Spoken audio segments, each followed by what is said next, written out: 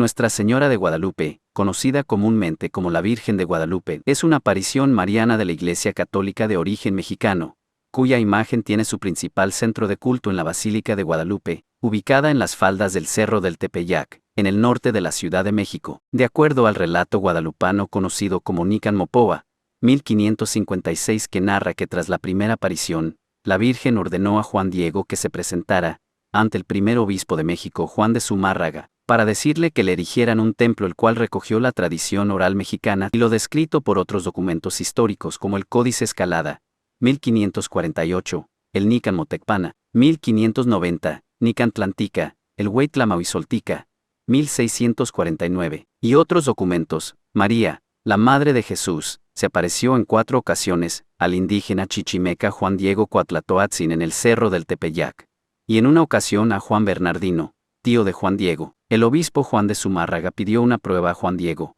pues era escéptico a dicha aparición. En la última aparición de la Virgen, y por orden suya, Juan Diego llevó en su ayate unas rosas de Castilla, que cortó en el Tepeyac, y se dirigió al palacio del obispado. Al desplegar su ayate ante Juan de Zumárraga, dejó al descubierto la imagen de la Virgen María, cuyos rasgos han sido interpretados como mestizos a pesar de ser de piel mucho más clara que su homónima española. El parecido entre esa figura y la bordada en el entonces por todos conocido pendón de Hernán Cortés sería la causa de que se le denominara Virgen de Guadalupe.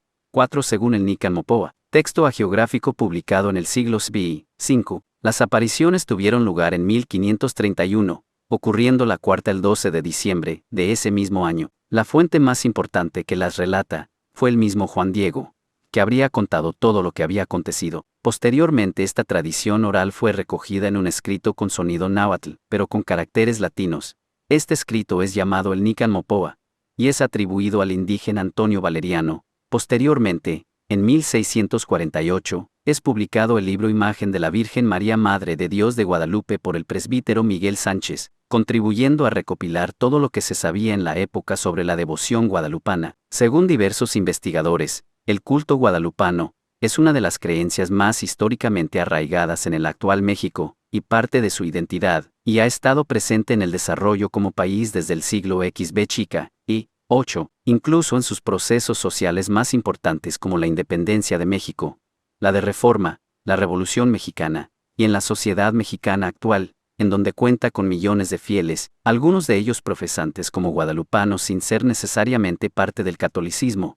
9. Las raíces devocionales primigenias de esta imagen estarían en la Virgen de Guadalupe de Extremadura, por la cual tenían devoción los conquistadores españoles. Según la tradición católica, el cuerpo de documentos históricos aceptados por la Iglesia, y esencialmente la narración del Nican Mopoa 6, el llamado milagro guadalupano ocurrió de la siguiente manera. El santo Juan Diego Coatlatoatzin nació en 1474 en Cuatitlán, entonces reino de Texcoco, perteneciente a la etnia de los chichimecas. Su nombre era Coatlatoatzin, que en su lengua materna significaba águila que habla, o el que habla con un águila. Ya adulto y padre de familia, atraído por la doctrina de los padres franciscanos llegados a México en 1524, habría recibido el bautismo y el nombre hispano de Juan Diego, y su esposa se llamó María Lucía. Se celebró también el matrimonio cristiano. Su esposa falleció en 1529. El Nican Mopoa narra que el sábado, 9 de diciembre de 1531, mientras se dirigía a pie a Tlatelolco,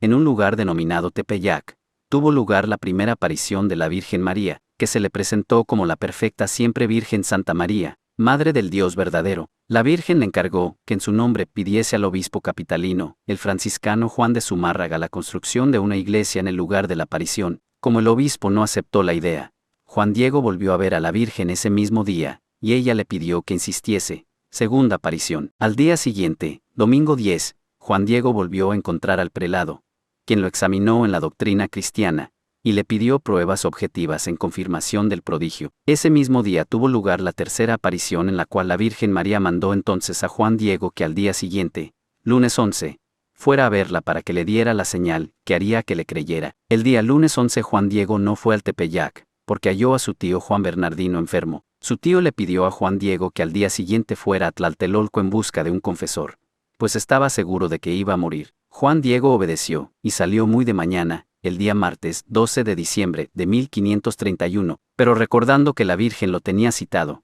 y temeroso de que lo entretuviera y no lo dejara ir en busca del confesor, quiso evitar su encuentro y así, en vez de seguir derecho su camino, subió por entre el Tepeyac y el cerro al que estaba unido pensando rodear el Tepeyac por la ladera que mira al oriente hasta llegar a donde ahora queda el frente de la basílica, y tomar ahí el camino de Tlaltelolco. En su camino la Virgen le salió al encuentro. Cuarta aparición. Y le explicó la situación de su tío. A esto respondió la Virgen María: Oye, y ten entendido, hijo mío, el más pequeño, que es nada lo que te asusta y aflige. No se turbe tu corazón. No temas esa enfermedad ni otra alguna enfermedad y angustia. No estoy yo aquí, que soy tu madre, no estás bajo mi sombra, no soy yo tu salud, no estás por ventura en mi regazo, no te apene, ni te inquiete otra cosa. No te aflija la enfermedad de tu tío, que no morirá de ella. ¿Estás seguro de que ya sanó? Juan Diego, convencido de lo que le dijo, pidió a la Virgen que le diera la señal y el mensaje para llevarlos al obispo. La Virgen entonces le dijo que subiera a la cumbre del cerrito donde solía verlo, y que cortara las flores que allí encontraría, invitándole a subir hasta la cima de la colina de Tepeyac para recoger flores y traérselas a ella. No obstante la fría estación invernal y la aridez del lugar, Juan Diego encontró varias flores, entre ellas rosas de Castilla. Una vez recogidas las colocó en su tilma, y se las llevó a la Virgen, que le mandó presentarlas al obispo como prueba de veracidad. Una vez ante el obispo el santo abrió su tilma, y dejó caer las flores, mientras que en el tejido apareció, inexplicablemente impresa, la imagen de la Virgen de Guadalupe, que desde aquel momento se convirtió en el corazón espiritual de la Iglesia en México. Según la tradición católica, la imagen que hoy día se expone en la Basílica de Guadalupe sería la misma que la de ese día del año 1531, y que se imprimió en el ayate, el cual ha sido objeto de numerosos estudios por diversos especialistas, de múltiples nacionalidades en los diferentes siglos. Juan Diego no volvió a su casa sino hasta el día siguiente, pues el obispo lo detuvo un día más. Aquella mañana le dijo: Ve a mostrarnos dónde es la voluntad de la Señora del Cielo que se le erija su templo. Juan Diego condujo a las personas que el obispo dispuso que lo acompañaran al lugar en que se había aparecido la Virgen, y en el que debería erigirse su santuario, y pidió permiso de irse, pero no lo dejaron ir solo, sino que lo acompañaron a su casa. Al llegar vieron que su tío, Juan Bernardino, estaba perfectamente sano. Juan Diego explicó a su tío el motivo por el que él llegaba tan bien acompañado, y le refirió las apariciones, y que la Virgen le había dicho que él estaba curado. El tío, al oír el relato de su sobrino Juan Diego, manifestó que ciertamente la misma señora lo había sanado, puesto que a él mismo se le había aparecido. Quinta aparición, y añadió que le había dicho que dijera al obispo que era su voluntad que se le llamara la siempre Virgen Santa María de Guadalupe. Con el tiempo Juan Diego, movido por una tierna y profunda devoción a la Madre de Dios, dejó a los suyos la casa, los bienes y su tierra.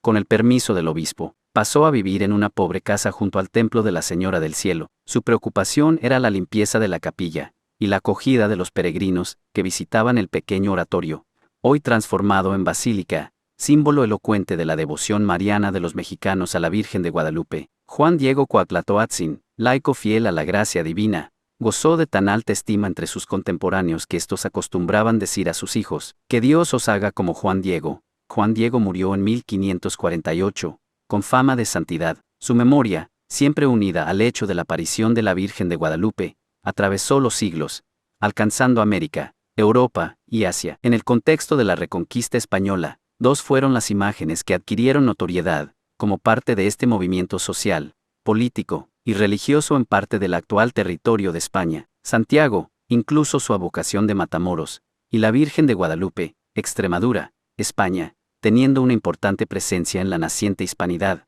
6. Esta imagen, venerada en el Real Monasterio de Santa María de Guadalupe de Extremadura, tuvo un auge a partir del siglo VI y hasta el SBI. 6. Según la tradición católica, esta imagen, llamada también Virgen Morena, fue esculpida por el propio apóstol Lucas, y fue hallada en el siglo VI cerca del río Guadalupe en la región de las Villuercas. Algunas coincidencias del relato mariano de Guadalupe en España encontrarán coincidencias posteriores en el de la Nueva España. Por ejemplo, la aparición en un entorno rural de manera casual a un vidente de bajo estrato social, el hallazgo e incredulidad de las autoridades religiosas que piden una prueba, la plasmación de su propia imagen en un objeto, que dará al vidente la sanación de un enfermo o la resucitación de un muerto como primeros milagros, así como la orden de la construcción de un templo, en donde se honre su hallazgo, En el mismo monasterio de Extremadura, existe una representación popularmente considerada el precedente iconográfico de la Virgen mexicana. Se trata de la talla de Nuestra Señora de la Concepción del Coro,